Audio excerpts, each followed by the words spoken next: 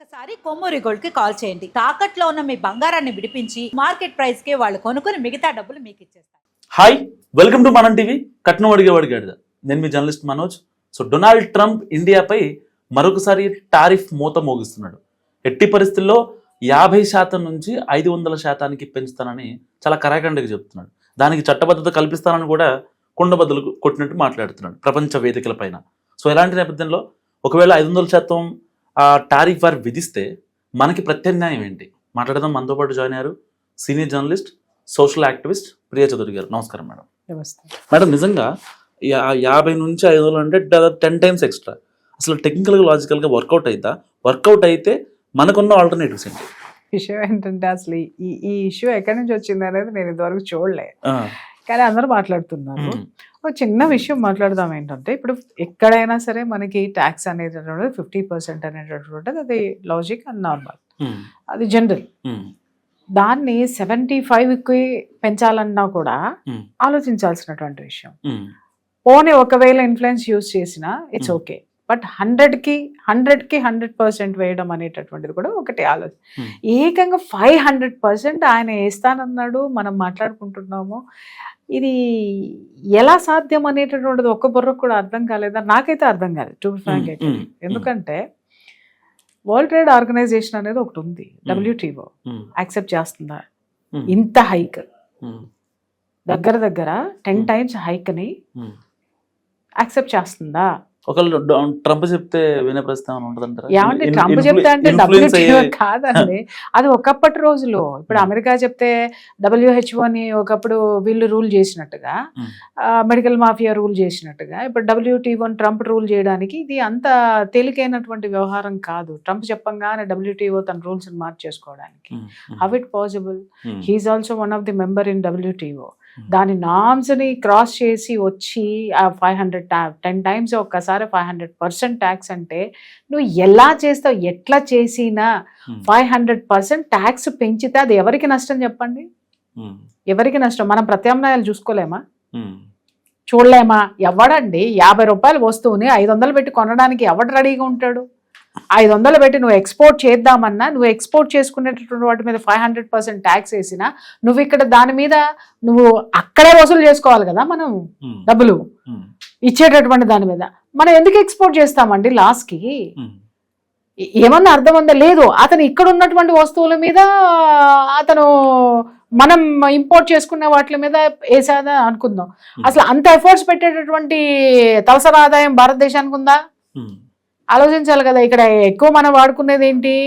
ఐఫోన్లు, తర్వాత software, Microsoft, ఇంకొకటి ఏంటి అమెజాన్లో ఉన్నటువంటి ప్రోడక్ట్స్.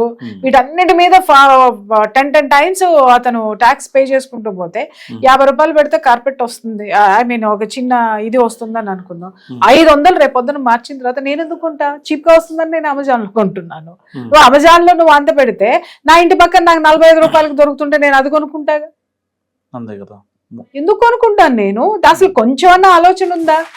ట్రంప్ వేసేస్తాడంట 500% ట్యాక్స్ వేసేస్తాడంట అంటే మనం భయపడాలా, లేకపోతే భయపడి మాట్లాడుకోవాలా? అసలు ఎక్కడుంది అసలు దీనికి ప్రామాణికం ఏంటి? అది ఒక్కసారి మాట్లాడుకుందాం. అంటే మీరు అన్నట్టు కరెక్టే మేడం. గతంలో అమెరికన్ సెనెట్ లో ఎవరైనా సీనియర్ అఫీషియల్స్ మాట్లాడినా లేదు 80% 180% వేస్తానన్నా సరే దానికి చట్టబద్ధత ఉండదు కదా అని అనుకునేవాళ్ళు. కానీ ఇప్పుడు ఒక సెనేటర్ మాట్లాడు, గ్రాహం అనే వ్యక్తి మాట్లాడాడు, లేదు దీనికి చట్టబద్ధత తెప్పిస్తాం, కల్పించిన తర్వాత మాట్లాడతాం.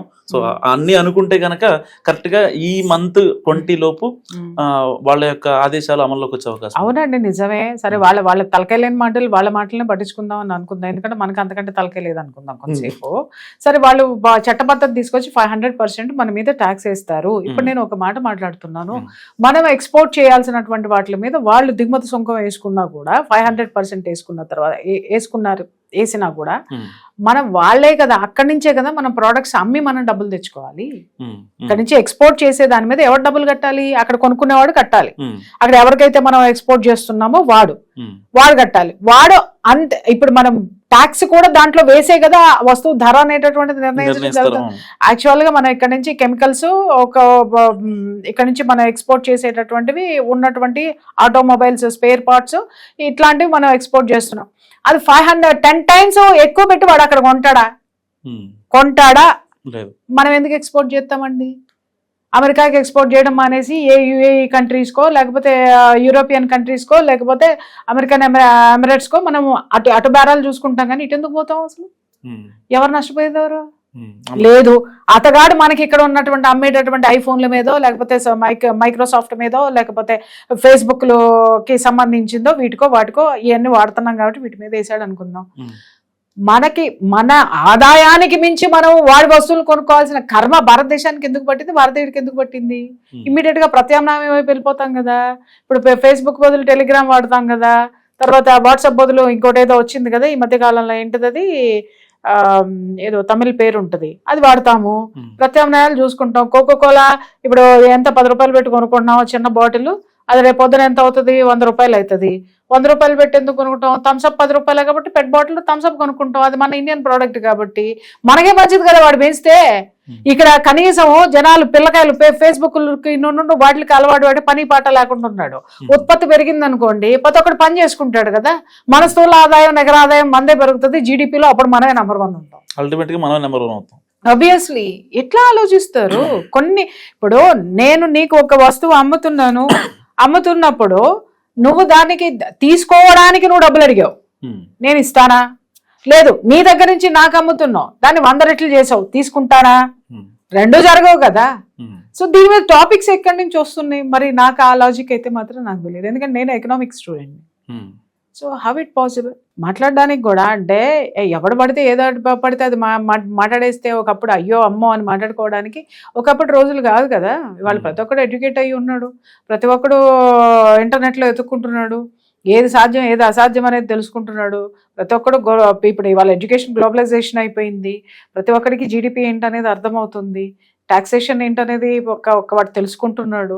సో భారతదేశం అంత ఏదోగా అయితే కాదు కదా ఫస్ట్ ఆఫ్ ఆల్. సో ఈ విపరీతమైనటువంటి ఇష్యూస్ ఏంటి అని అంటే భయపెట్టాలి అనేటటువంటి ఒక ధోరణితో భవభవ అంటున్నాడు అంతే, అంతకుమించి ఇంకేం లేదు. ఇప్పుడు ఎప్పుడైతే మనం అదేంటి ఆ పుతిన్ తోటి జిన్పింగ్ తోటి మనం దీనికి సంబంధించినటువంటి ఇష్యూస్ని స్టార్ట్ చేసామో, ఈ దౌత్యపరంగా ఏవైతే ఇది వస్తున్నాయో, అతగాడికి కొంచెం టెన్షన్ వచ్చింది. ఎందుకంటే పెద్దన్న పాత్ర అది కాస్త గద్దలు తన్నుకుపోతారేమో అని చెప్పేసి ఇలాంటి అలజడులు సృష్టించడం అనేటటువంటిది నైజం అనుకోవచ్చు కదా. Yeah, thank you madam. So ఇది ప్రియతో మీరేమనుకుంటున్నారు మస్ట్ కామెంట్ చేయండి. చూస్తూనే ఉండండి మనం టీవీ.